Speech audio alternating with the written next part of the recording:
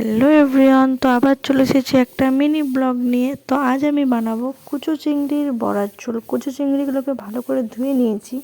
তো এতটা চিংড়ি মাছ আমাদের লাগবে না, তাই কিছুটা ফ্রিজে রেখে দিলাম। এরপর আমি সবজিগুলোকে কাটতে বসে পড়েছি। এখানে দেখো আমি ম্যাজিক করে সব সবজিগুলো কেটে ফেললাম। আদা রসুনের পেস্ট, কাঁচা লঙ্কা কুচি, পেঁয়াজ কুচি, লঙ্কার গুঁড়ি, নুন, হলুদ, বেসন দিয়ে চিংড়ি মাছগুলোকে আমি ভালো করে মাখিয়ে নিলাম। এরপর বড়াগুলোকে লাল লাল করে ভেজে নিলাম। আলুগুলোকেও নুন হলুদ দিয়ে লাল লাল করে ভেজে নিয়ে জিরে ফোড়ন দিয়ে পেঁয়াজ কুচি, আদা, কাঁচা লঙ্কার পেস্ট, জিরের পেস্ট, নুন, হলুদ, কালারের জন্য কাশ্মীরি লঙ্কার গুঁড়ি দিয়ে ভালো করে কষিয়ে নিয়ে ভেজে রাখা আলুগুলোকে দিয়ে ভালো করে কষিয়ে নিলাম। এরপর পরিমাণ মতন জল দিয়ে দিলাম।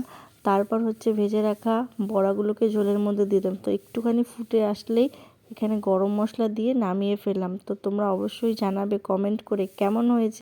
তোমরা বলো 10-এর মধ্যে কত দিতে চাও।